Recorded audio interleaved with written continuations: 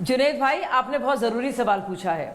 आप ये कह रहे हैं कि क्यों मुस्लिम बोर्ड जो है, जो ट्राइब्यूनल बनते हैं या उसकी कमेटी होती है वक्फ की, उसमें क्यों गैर मुसलमानों के लिए जगह होनी चाहिए? मैं सीईओ की बात कर रहा हूं, एतराज नहीं है, मैं चीफ एग्जीक्यूटिव ऑफिसर की बात कर रहा हूं। एतराज है। मैं आपसे पूछना चाह रही हूँ, ना तो जो देखिए एडमिनिस्ट्रेशन के जो काम है, जो जिसमें प्रशासनिक जो काम है, मैनेजमेंट के जो काम है, ऑडिट कंट्रोल के जो काम है, टेक्निकल जो काम है, फाइनेंशियल जो काम है, उसमें नमाजें तो पढ़ानी नहीं आपको।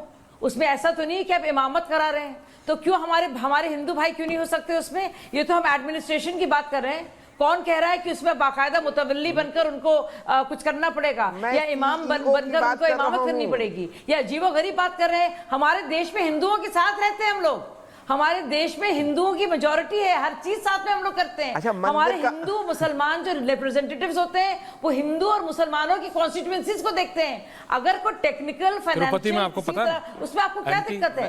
क्या उससे कहा जा रहा है कि भाई तुम इमाम बनो, अभी मैं यही बात कहने वाला हूं, जनाजे की नमाज पढ़ो?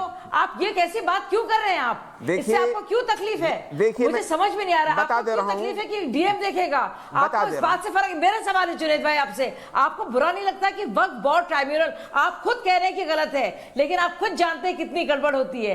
वक्फ बोर्ड का ट्राइब्यूनल अगर कोई भी फैसला कर दे तो आप ये मान के, आपको लगता है सही है कि आप इस बात को लेकर, चाहे वो हिंदू हो या मुसलमान हो, गरीब हो, वो जा नहीं सकता किसी भी कोर्ट? वो फाइनल और बाइंडिंग होना चाहिए। मैं मानता हूं कि वो सुप्रीम कोर्ट तक जा सकता है, लेजिस्लेटिव जुडिशियल, ओके शाहजी, मैं कह रहा हूं सुप्रीम कोर्ट तक जा सकता है, लेकिन एक बात आपको मैं बता दूं। ओके शाहजी जी, कोई कार्य साहब, मैं इस बात का बहुत मुखालिफ हूं कि तिरुपति बालाजी मंदिर के अंदर जो प्रसाद के अंदर मिलावट हुई और उसके अंदर नॉन हिंदू थी। मैं कहता हूं कि बहुत हद तक लापरवाही हो सकती है नॉन हिंदूज के होने की वजह से, और बिल्कुल मैं गलत मानता हूं कि नॉन हिंदूज को रखा जाए। मैं जो रिलीजियस इश्यूज हैं, जिसका मामला है, उसको जरूर उसको सरदारी मिलनी चाहिए वहां पर। इसी तरीके से मैं कहता हूं कि वक्फ तरमीमी बिल ये जो पॉइंट टेकन, इसमें भी सीईओ मुसलमान होना चाहिए, नॉन मुसलमान। अनुराग भदौरिया तो सुनिए, तो आप क्या कह रहे हैं?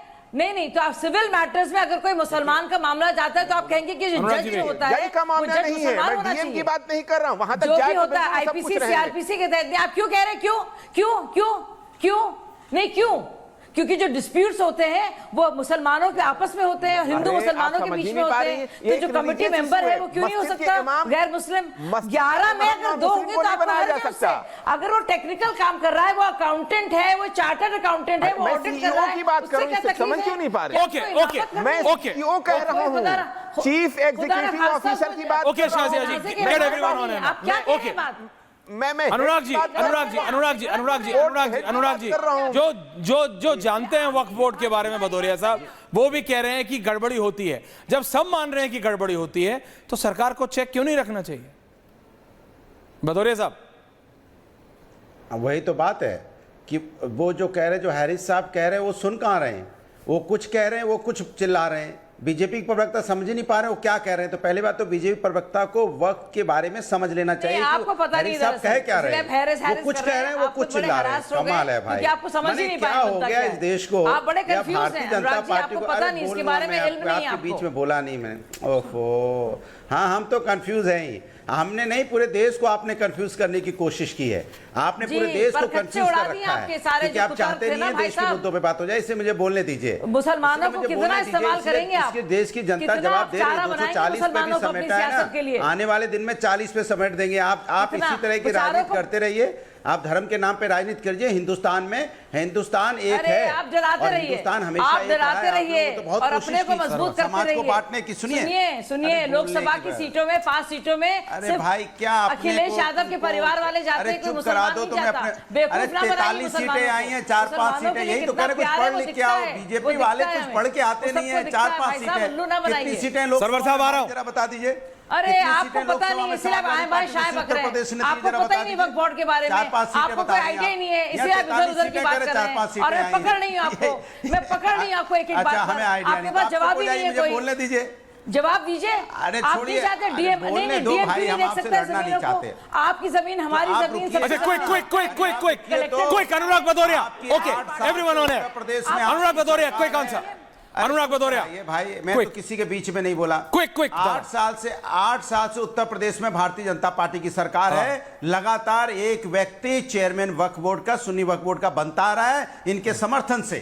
क्यों नहीं आपने परिवर्तन कर दिया? अगर आपको लगता है कि वहां कुछ ठीक नहीं हो रहा, क्यों नहीं कार्रवाई की आपने? पॉइंट है, क्यों नहीं आपने चेंज किया? ओके। फिर आपको सूट कर रहा है ना, इसके मतलब आप सिर्फ राजनीति करने के लिए यहाँ बैठे हैं। आप जेपीसी का गठन करते हैं, जेपीसी के मेंबर की बात नहीं मानना चाहते, तो फिर जेपीसी क्यों गठन की थी? आपको अपना ही चलाना ओके, है। वो कह रहे हैं जेपीसी का गठन क्यों करते हो जब मानना नहीं चाहते? सरवर साहब, मैं नहीं जानती। ओके शाजिया जी, अरे ओके मैं बताऊं क्यों? ओके, उसका जवाब मेरे पास है, क्योंकि नहीं। भाजपा अकेली party. I'll come back to you, Shazia ji. Sarwar साहब, Shazia ji, I'll come back to you at the end. Thank you. 2 versus 4 me in the middle. Thank you. Sarwar साहब बोलिए, ending comments of yours.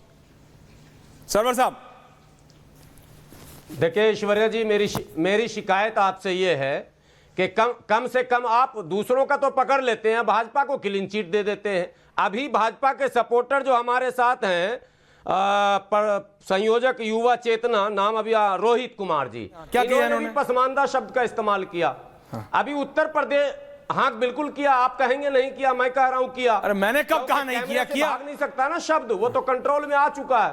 अरे हम तो शादिया जी ने भी किया था, इन्होंने कहा मुझे मैं झूठा हूं, मैं नमाज नहीं पढ़ता, मैं रोजा नहीं रखता, सारा नमाज रोजा इन्होंने पढ़ लिया। नहीं तो उत्तर प्रदेश के वक्फ बोर्ड में शाजिया जी आ रहा, आपके कान बज रहे हैं, आप फिर गलत बयान। फिर आप सरकार ने पासमानदा मुसलमान भाइयों झूठ ना और बोले। बहनों को मजबूती देने का प्रयास अरे किया। भाजपा ने सिखाया यही आपको। आपने जेपीसी में कितने पसमानदा को रखा था? हम लोगों ने हमेशा पासमानदा मुसलमानों के सहयोग में आप पसमानदा शाजिया जी आ रहा हूं, शाजिया जी आ रहा हूं, प्रयास किया है। शाजिया यही जी समाजवाद है। सुनिए, 700 किसानों की शहादत के बाद सरकार पीछे हटी थी। 1400 मुसलमानों की शहादत के बाद पीछे बता देता हूँ, सत्ता के नशे में चूर मत होइए। जीवन भर मैंने कभी सत्ता के नशे में चूर हो गए आप। लाने का प्रयास किया। आप खुदा हो गए जमीन के, आप जमीन के खुदा हो गए। गरीब है, जो कमजोर है, उसको आगे लाइए ना। पासमानदा से नफरत है आपको। हाँ, गरीब कमजोर का पासमानदा को ठेका आगे आपने ले लाइए। लिया। पासमानदा अच्छा। कमजोर है। आज प्रधानमंत्री मोदी जी समाज के हर व्यक्ति को आगे लाने का प्रयास कर रहे हैं। अच्छा, क्या मोदी जी दिक्कत ने है अगर कितने पासमानदा आगे आता है तो? मोदी जी ने किस पासमानदा को आगे आना चाहिए। नाम अगर ट्रिपल तलाक खत्म हुआ और मुस्लिम माताओं और बहनों को आराम मिला तो आपको क्या पता? योगी जी की सरकार में एक मंत्री जो बना है वो एबीवीपी का सदस्य है। आप लोग प्लीज रिलैक्स कीजिए, एक एक करके। रोहित, सरवर साहब, हरीश जी प्लीज एक एक करके, एक एक करके। सरवर साहब 45 सेकंड्स टू यू, बोलिए क्या बोलना चाहते हैं। सरवर साहब 45 सेकंड्स दे दी जाती है। कोई नहीं बोलेगा। Rohit please be quiet, thank you. Sarwar साहब बोलिए। Rohit ji please, thank you. Pasmanda में शादिया बहन पसमानदा में कौन कौन सी बिरादरी का नाम है, जरा वही नाम बता दीजिए। एक भी पसमानदा को इन्होंने सम्मान दिया है अगर तो वो नाम बता दें। जवाब क्यों नहीं दे रहे? आप जवाब क्यों नहीं दे रहे हैं? आप बता दीजिए, धोखा दे रहे हैं। आप बता दीजिए वक्फ बोर्ड के ऐसा कौन सा चेयरमैन है, चाहे अमानतुल्लाह हो या हारून यूसुफ हो, जो पसमानदा है? जवाब देंगे? अमानतुल्लाह क्या है?